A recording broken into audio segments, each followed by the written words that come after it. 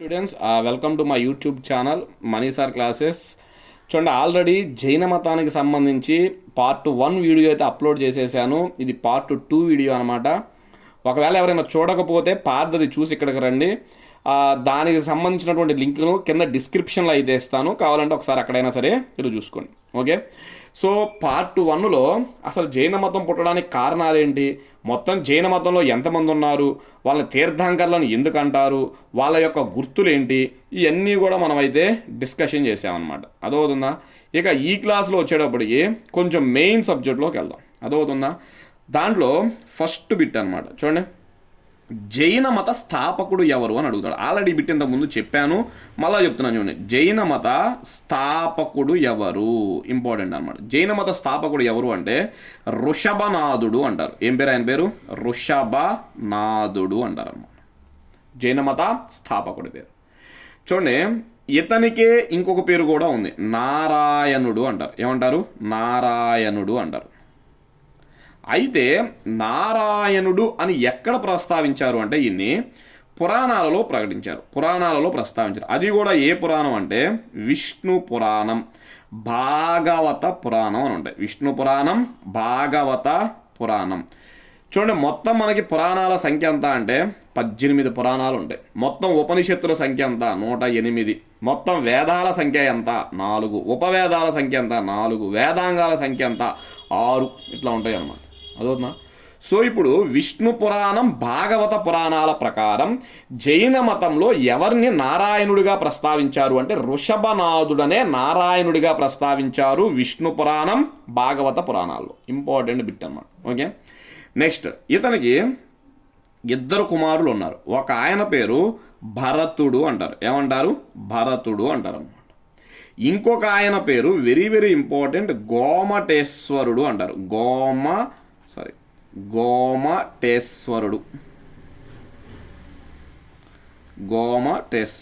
భరతుడు, గోమటేశ్వరుడు అంటారు అన్నమాట. అదవుతుందా? చూడండి, భరతుడు ఈయన పేరు మీదగానే భారతదేశం అనే పేరు వచ్చింది అని చెప్తారు. భరతుడు అనే పేరు మీదనే భారతదేశం వచ్చిందని చెప్తారు అని ఎవరు చెబుతారు? జైన సాహిత్యంలో చెప్తారనమాట. అదవుతుందా? జైన సాహిత్యం ప్రకారం ఋషభనాథుడి యొక్క కొడుకు పేరు భరతుడు. ఆ భరతుడి పేరు మీదగానే భారతదేశానికి ఆ పేరు వచ్చింది అని చెప్తారు. ఇది నిజమా అబద్ధమా అని మనం డిస్కషన్ చేయట్లా, ఇక్కడ మనకి సబ్జెక్టు చెప్పుకుంటున్నాం అన్నమాట. ఓకే, ఇక గోమటేశ్వరుడు అంటారు. చూడండి, ఈ గోమటేశ్వరుడినే మనము బాహుబలి అని కూడా అంటాం. ఏమంటాం? బాహుబలి అన్నమాట. సో గోమటేశ్వరుడికి మరొక పేరు ఏంటిది? బాహుబలి. మీకు బాహుబలి సినిమా వచ్చినప్పుడు కూడా జైన మతస్థులు సినిమా మీద కేసు వేశారు, బాహుబలి పేరు వాడుతున్నారని. ఎందుకంటే ఈ బాహుబలి ఆయన ఏ మతానికి సంబంధించిన ఆయన? గోమటేశ్వరుడు, జైన మతానికి సంబంధించిన ఆయన. గోమటేశ్వరుడు యొక్క తండ్రి పేరేంటి? ఋషభనాథుడు తర్వాత చాలా గొప్ప వ్యక్తి అనమాట. అదవుతుందా? చూడండి, ఈ గోమటేశ్వరుడికి ఒక విగ్రహం కూడా ఉంది. ఇంపార్టెంట్ స్టార్ మార్క్స్ బిట్స్ ఇవన్నీ కూడా. గోమటేశ్వరుడి యొక్క విగ్రహం ఎక్కడ ఉంది అంటే శ్రావణ బెల్గొల అనే ప్రాంతంలో ఉంది. శ్రావణ బెల్గొల అనే ప్రాంతంలో ఉందన్నమాట.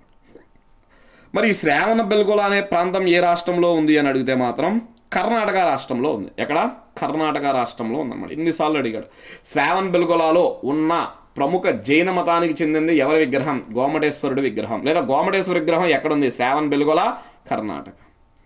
ఈ విగ్రహాన్ని 1983లో ప్రతిష్ఠించారు. 983 క్రీస్తు శకం. క్రీస్తు పూర్వం కాదు, క్రీస్తు శకం అనమాట. అదవుతుందా? క్రీస్తు పూర్వం వేరు, క్రీస్తు శకం వేరు. బీసీ అంటారు, ఏడి అంటారు. అదవుతుందా? సో క్రీస్తు శకం 983లో ఈ విగ్రహాన్ని ప్రతిష్ఠించారు. ఎవరు ప్రతిష్ఠించారు అంటే చాముండరాయులు అంటారు. చాముండరాయులు అనే వ్యక్తి ఈ విగ్రహాన్ని ప్రతిష్ఠించాడు. ఈ విగ్రహం యొక్క మొత్తం ఎత్తు ఎంత అని అడిగితే 57 అడుగులు అని చెప్తారు. ఈ విగ్రహం యొక్క మొత్తం ఎత్తు ఎంత? 57 అడుగులు లేదా సుమారు 17 మీటర్లు అని చెప్తాడు. ఎగ్జామ్స్లో అడిగిన బిట్స్ ఇవి, ప్రీవియస్ పేపర్లో అడిగాడు.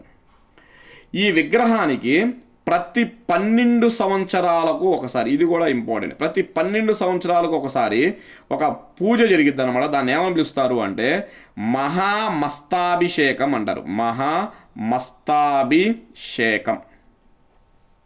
ప్రతి 12 సంవత్సరాలకు ఒకసారి మహామస్తాభిషేకం జరిగిద్ది. ఎవరికి జరిగిద్ది అంటే గుర్తుపెట్టుకోండి, గోమటేశ్వరుడికి జరిగిద్ది. ఎక్కడ జరిగిద్ది అంటే శ్రావణ బెల్గులాలో జరిగిద్ది అనమాట. ఓకే, ఇవి గోమటేశ్వరుడి యొక్క ఇంపార్టెంట్.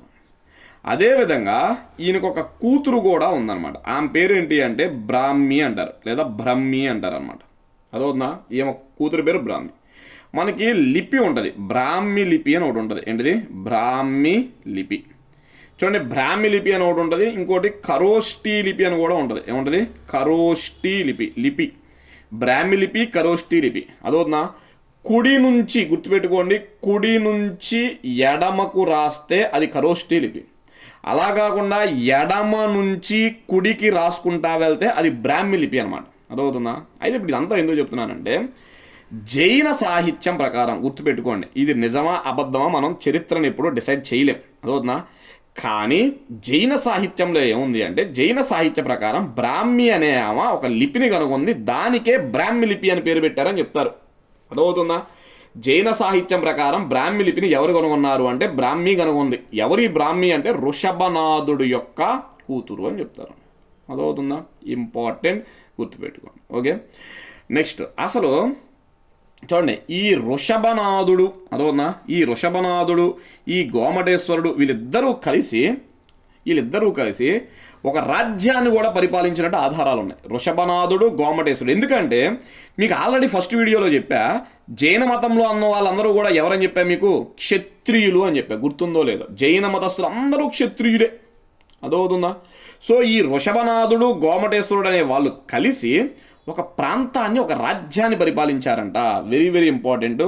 ఆ రాజ్యం పేరేంటి అంటే అస్మక రాజ్యం అంటారు. ఏంటిది? రాజ్యం పేరు అస్మక రాజ్యం అంటారు. మనకి లిచ్చావి రాజ్యం అని. అదవుతుందా?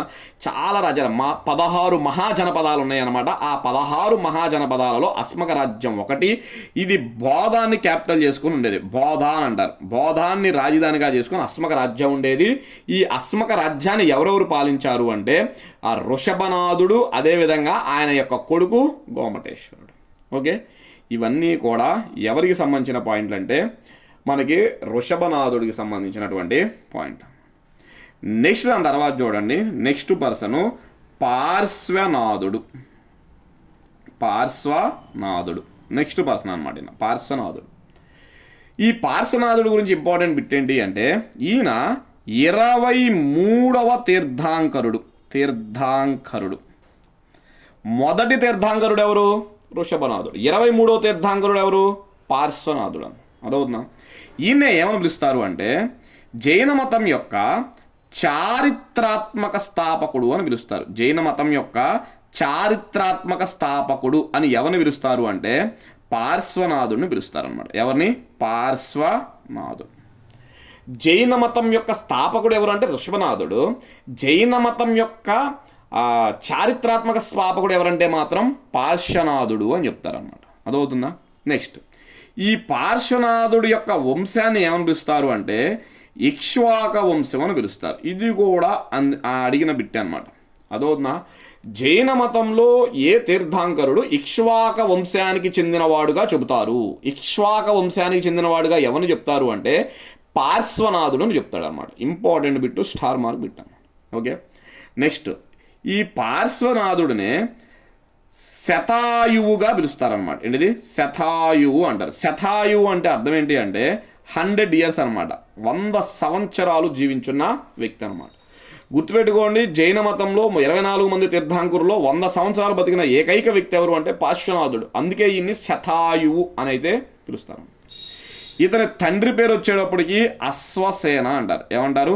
అశ్వసేన అంటారు. అదవుతుందా? కాశీ రాజ్యానికి చెందినవాడు. అశ్వసేన అంటారు, కాశీ రాజ్యం అనమాట. ఓకే, ఇతని తల్లి పేరు వచ్చేటప్పటికి రాణి వామాదేవి అంటారు. రాణి వామాదేవి.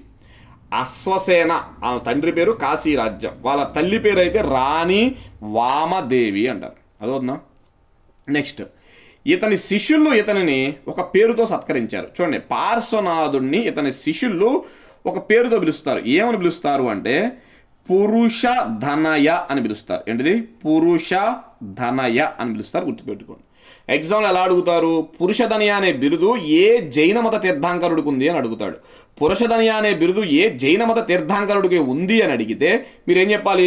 పార్శ్వనాథుడు. ఎవరిచ్చారో పురుషధనియ అనే పేరు అంటే అతని శిష్యులు ఇచ్చారు.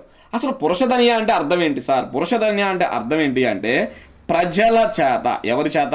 ప్రజల చేత ప్రేమించబడినవాడు అనమాట. ప్రజల చేత ప్రేమించబడిన వాడిని పురుషధనియ అనే పేరుతో అయితే పిలుస్తారు. అదవుతుందా? నెక్స్ట్ దాని తర్వాత ఇతను నిగ్రంథులు అనే మతాన్ని తీసుకొచ్చాడు అనమాట. చూడండి, నిగ్రంథులు అంటారు. ఓకే, ఇతను నిగ్రంథులు అనే మతాన్ని తీసుకొచ్చాడు అనమాట. సార్ నిగ్రంథులు అంటే ఏంటి? నిగ్రంథులు అంటే అర్థం ఏంటి అంటే ప్రపంచ సుఖాలను వదిలేసిన వాడు అనమాట. ప్రపంచ సుఖాలను వదిలేసిన వాడిని నిగ్రంథులు అంటారు.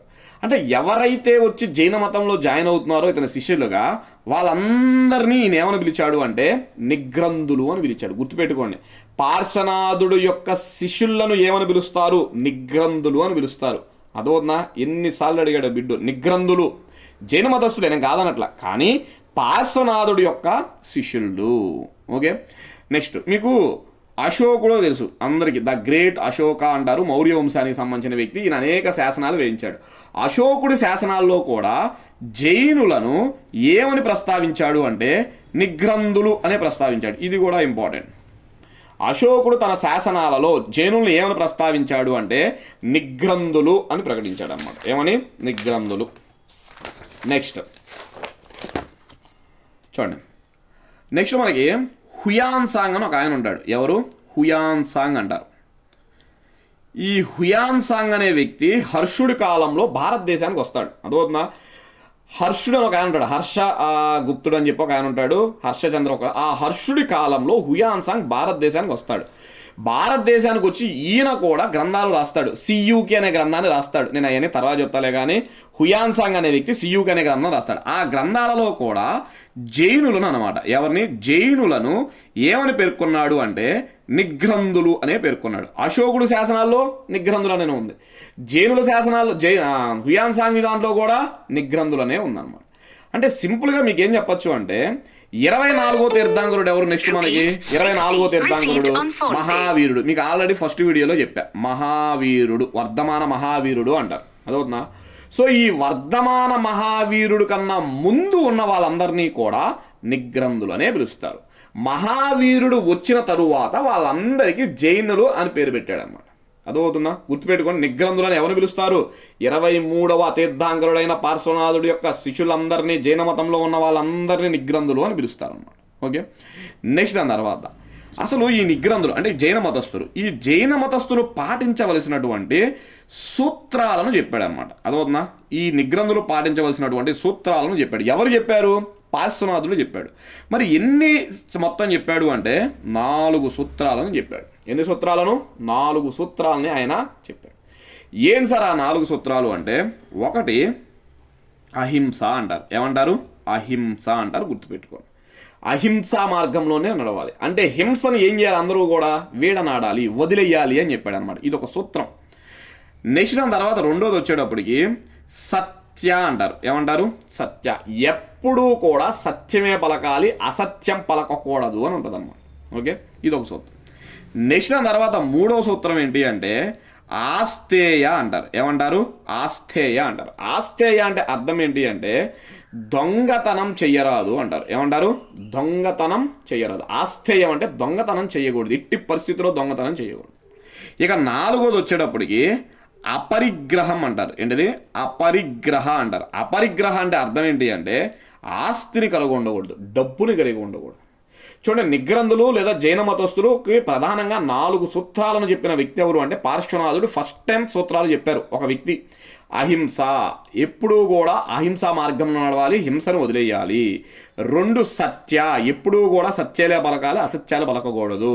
3 ఆస్తేయ, ఎట్టి పరిస్థితుల్లో నీకు ఆకలేసినా దొంగతనం చెయ్యకూడదు. ఎందుకంటే సన్యాసులు అంటే రేపటికి దాచుకోరు. అదోనా, ఈరోజు భిక్షం ఎత్తుకుంటారు, ఈ రోజు వచ్చింది ఈ రోజే తినేస్తారు. మళ్ళా ఆ భిక్షం కూడా ఎలా తీసుకుంటారు అంటే వాళ్ళకి ఎంతవరకు కావాలో అంతవరకే భిక్షాటన చేస్తారు, అంతేగాని రేపటికి దాచుకోవడానికి వాళ్ళు చెయ్యరు అనమాట. అందుకే ఏం ఉండకూడదు, దొంగతనం చేయకూడదు. ఒకవేళ మరుసటి రోజు నీకు ఎవరు ఫుడ్ పెట్టలా భిక్షాటం చేసినప్పుడు, అందుకని నువ్వు దొంగతనం చేయకూడదు. అపరిగ్రహం, ఎటువంటి డబ్బు ఎటువంటి ఆస్తి కూడా నీ దగ్గర ఉండకూడదు అన్నమాట. అదవుతుందా? ఇవి కూడా ముఖ్యమైన పాయింట్. ఇక పార్శ్వనాథుడికి సంబంధించి లాస్ట్ పాయింట్ ఏంటి అంటే, ఈయన శిష్యులందరూ కూడా తెల్లని దుస్తులు వేసుకుంటారు. గుర్తుపెట్టుకోండి, జైన మతంలో ఎవరి యొక్క శిష్యులు తెల్లని దుస్తులు ధరిస్తారు అంటే గుర్తుపెట్టుకోండి, పార్శ్వనాథుడి యొక్క శిష్యులందరూ కూడా తెల్లని దుస్తులు ధరిస్తారు. అందుకే వీళ్ళని ఏమని పిలుస్తారు అంటే శ్వేతాంబరులు అని పిలుస్తారు. చాలా ఇంపార్టెంట్ బిట్ ఇది, శ్వేతాంబరులు. ఎందుకంటే తర్వాత మనకి దిగంబరులు అని కూడా వస్తారు. శ్వేతాంబరులు, దిగంబరులు. పార్శ్వనాథుడి యొక్క శిష్యులందరూ శ్వేతాంబరులు, వర్ధమాన మహావీరుడి యొక్క శిష్యులందరూ కూడా దిగంబరులు. ఒంటి మీద ఏమీ ఉండవు అన్నమాట. అదవుతుందా? సో పార్శ్వనాథుడి యొక్క శిష్యులందరూ తెల్లని దుస్తులు వేస్తారు, అందుకని వీళ్ళని ఏమంటారు? శ్వేతాంబరులు అనే పేరుతో అయితే పిలుస్తారు అన్నమాట. అదవుతుందా? ఇది మనకి పార్శ్వనాథుడికి సంబంధించినటువంటి బిట్స్ అన్నమాట. ఇక నెక్స్ట్ వచ్చేటప్పటికి వర్ధమాన మహావీరుడు అంటారు. వర్ధమాన మహావీరుడు, వర్ధమాన మహావీరుడు అన్నమాట. అదవుతుందా? ఈయన ఎన్నో ఆయన అంటే 24వ తీర్థంకరుడు అన్నమాట. అదవుతుందా? మనకి ఈ చాప్టర్ మొత్తం మీద, జైన మతం మొత్తం మీద మనం ఎవరి గురించి ఎక్కువగా డిస్కస్ చేస్తామంటే వర్ధమాన మహావీరుడు. సో నేను ఇప్పుడు స్టార్ట్ చేసిన ఇంకొక అరగంట, ఒక 20 నిమిషాలు ఇందే పట్టిద్ది అనమాట. వీడియో లెంత్ ఎక్కువ అయిపోయింది. సో నెక్స్ట్ పార్ట్ 3లో వర్ధమాన మహావీరుడు గురించి మీకైతే డిస్కషన్ చేస్తాం. Okay, thank you. లైక్ చేయండి. పార్ట్ 3తో మళ్ళీ మీ ముందుకు వస్తాం. ఓకే.